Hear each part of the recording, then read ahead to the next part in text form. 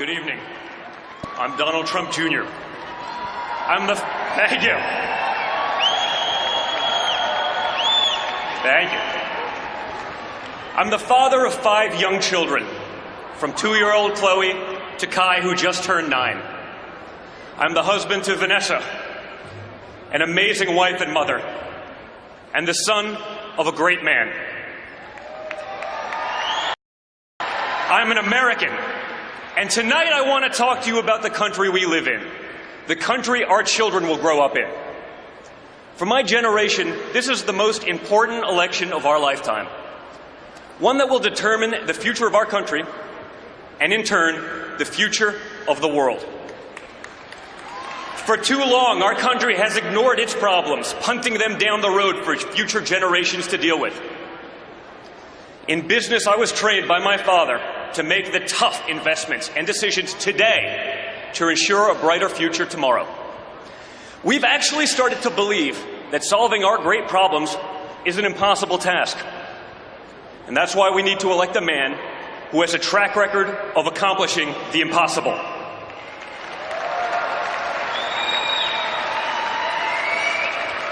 For the first time, parents no longer think that their kids will be as well off as we were. We've lost the confidence in our leaders and the faith in our institutions. But remember one thing, we're still Americans, we're still one country, and we're going to get it all back. We're going to get it back better than ever before. I know we'll get it back because I know my father. I know that when people tell him it can't be done, that guarantees that he gets it done. I know that when someone tells him that something is impossible, that's what triggers him into action. When people told him it was impossible for a boy from Queens to go to Manhattan and take on developers in the big city, rather than give up, he changed the skyline of New York. I've seen it time and time again, that look in his eyes when someone says it can't be done. I saw that look a little over a year ago when he was told he couldn't possibly succeed in politics. Yes, he did. For my father, impossible is just the starting point. That's how he approaches business projects. That's how he approaches life. Whether it's teaching his granddaughter how to swing a golf club, or tackling the toughest negotiations, he's always fully committed.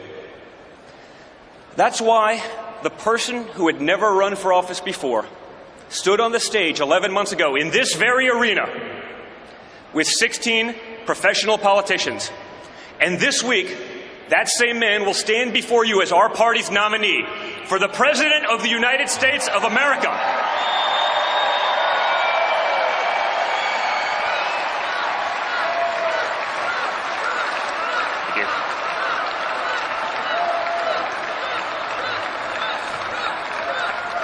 As a proud son and family member, it was one of the great honors of my life to be able to put him over the top in the delegate count earlier today. His unrelenting determination is why he's going to become our next president, and why I know that when my father says he can fix the country, he means it. You want to know what kind of president he'll be? Let me tell you how he ran his businesses. And I know, because I was there with him, by his side, on job sites, in conference rooms, from the time I could walk. He didn't hide out behind some desk in an executive suite. He spent his career with regular Americans. He hung out with the guys on construction sites, pouring sheetrock and pouring concrete and hanging sheetrock. He listened to them, and he valued their opinions as much and often more than the guys from Harvard and Wharton, locked away in offices away from the real work. He's recognized the talent and the drive that all Americans have. He's promoted people based on their character, their street smarts, and their work ethic, not simply paper credentials. To this day, many of the top executives in our company are individuals that started out in positions that were blue collar, but he saw something in them and he pushed them to succeed. His true gift as a leader is that he sees the potential in people that they don't even see in themselves. The potential that other executives would overlook because their resumes don't include the names of fancy colleges and degrees. I know he values those workers and those qualities in people because those are the individuals he had my siblings and me work under when we started out. That he would trust his own children's formative years to these men and women says all you need to know about Donald Trump. We didn't learn from MBAs. We learned from people who had doctorates in common sense.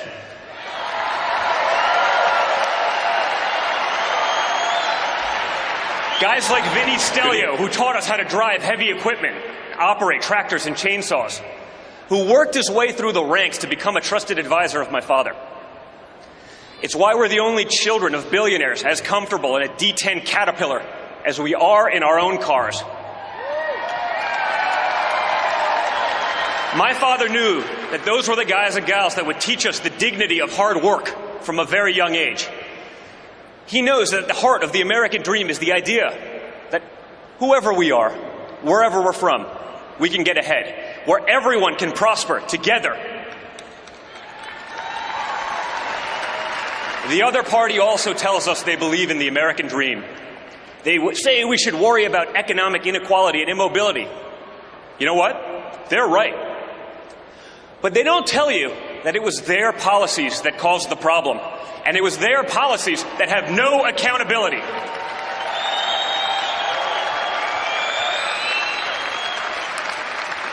They gave us the worst immigration system in the world, one that imports immobility, one that drives down employment and wages for Hispanic Americans, for African Americans, and for everyone.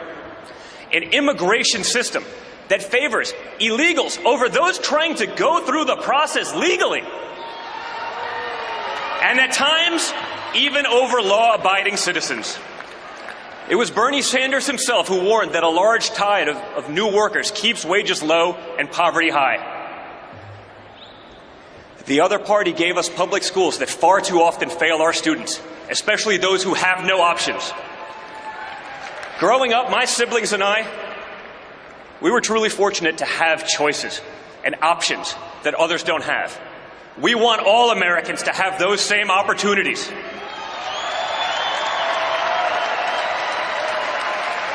Our schools used to be an elevator to the middle class. Now they're stalled on the ground floor. They're like Soviet-era department stores that are run for the benefit of the clerks and not the customers, for the teachers and the administrators and not the students. You know why other countries do better on K through 12? They let parents choose where to send their own children to school. That's called competition. It's called the free market. And it's what the other party fears.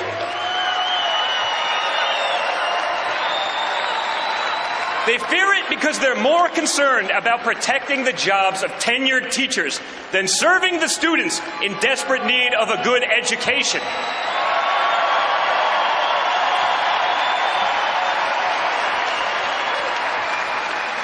They want to run everything top down from Washington. They tell us they're the experts and they know what's best. The other party gave us a regulatory state on steroids. Dodd-Frank was 1,000 pages long, and it's already spun off 22,000 pages in regulations. Imagine trying to digest all that before you even open your doors for business. That doesn't help consumers. What it does is destroy small business in favor of big businesses who can afford the vast number of lawyers and accountants needed to comply. Dodd-Frank is consumer protection for billionaires. We've produced the thickest network of patronage and influence of any country at any time in world history. It's composed of the self-satisfied people at the top, our new aristocrats. We can't live that way any longer. It's too risky. Let me talk a little bit about risks. The other party is the party of risk. I've spent many time with many great Americans who have served this country in the military, and they know what's at stake. When we have weak leaders in positions of power, Americans risking their lives for our freedoms are less safe. You know, almost daily I get a call or a text from a real American hero. His name's Mark Geist, and I'm proud to call him a friend. Mark was part of the security team at the annex on our grounds of the consulate in Benghazi. Mark was one of the men who received frantic phone calls from his buddies at the compound, calls that pleaded for help, calls that he and his team tried to answer, but calls that didn't save all his friends, because Secretary Clinton's State Department had ignored their requests for help, both on the night in question and even in the weeks and months leading up to the attack. It was a tragedy, and one that would be repeated were she to win the election. Ask Mark who's fit to lead, who has the judgment to lead, who will take that call at 3 o'clock in the morning yet? You know, or better yet, ask yourselves, if you were in Mark's shoes that night, who would you rather call?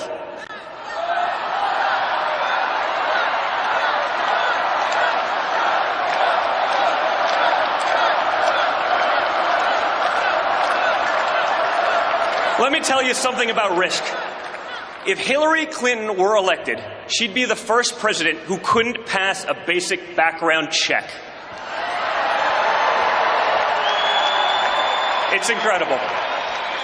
Hillary Clinton is a risk Americans can't afford to take.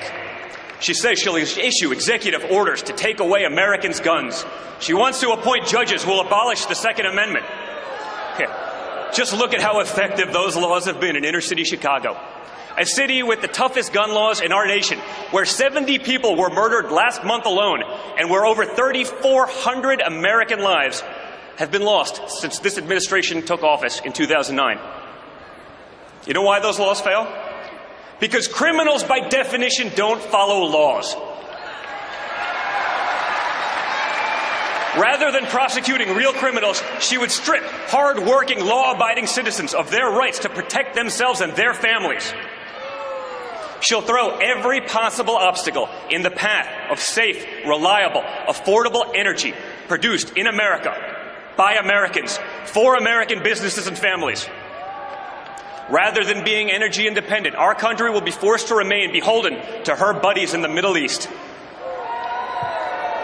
Those are risks we can't afford to take. And when we win, we're not going to have to. There's so much work to do. We will not accept the current state of our country because it's too hard to change. That's not the America I know. We're going to unleash the creative spirit and energy of all Americans. We're going to make our schools the best in the world for every single American of every single ethnicity and background. We're going to put Americans first, all Americans, not a special class of crony elites at the top of the heap. We're going to elect a president who will work with everyone to pass legislation that will make our country great again. A president who will give us a tax code that will free the American economy and end special loopholes for the wealthy. A president who will give us an immigration law that protects American citizens and gives them jobs. A president who will repeal and replace Obamacare without leaving our most vulnerable citizens without health care, and who will do it without destroying Medicare for seniors, as Hillary Clinton has proposed. A president who knows we can't simply delete our problems, but that we have to tackle them head on. A president who won't allow PC culture to put the safety and well-being of our children and our loved ones at stake. A president who won't bow and pander to nations that shudder at the very thought of America's existence. A president more concerned with the safety and comfort of his fellow Americans than the feelings of those hostile nations abroad who, if given the option, would wipe America off the face of this earth.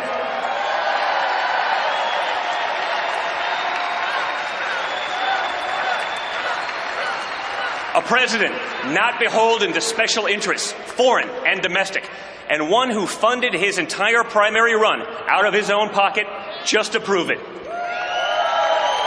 A president who will secure and defend the borders of the United States and who will appoint judges who believe that freedom requires a limited government. A president who won't use the highest office in the land as a path to personal enrichment. A president who's actually created real jobs, who has actually signed the front of a paycheck, and who doesn't just talk about it in theory. A president who has real people's families and livelihoods dependent on his success and the success of his company for decades. A president who speaks his mind, and not just when it behooves him to do so. Who doesn't have to run a focus group or use data analytics to be able to form a simple opinion. Who says what needs to be said and not just what you want to hear. A president who will unleash the greatness in our nation and in all of us, who will give the hardworking men and women who built this great country a voice once again. That president can only be my mentor, my best friend, my father, Donald Trump. And when we elect him, we'll have done all that.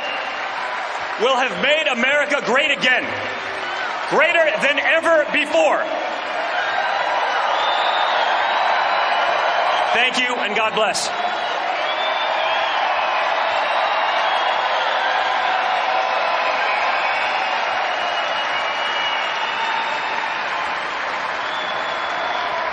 Please welcome